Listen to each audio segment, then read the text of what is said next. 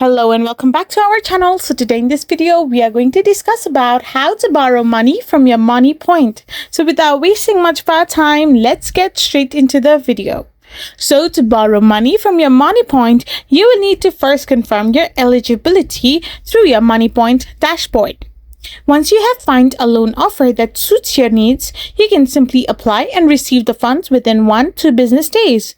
Once you have confirmed your eligibility, simply choose an offer. Select the loan offer that best matches your business requirements.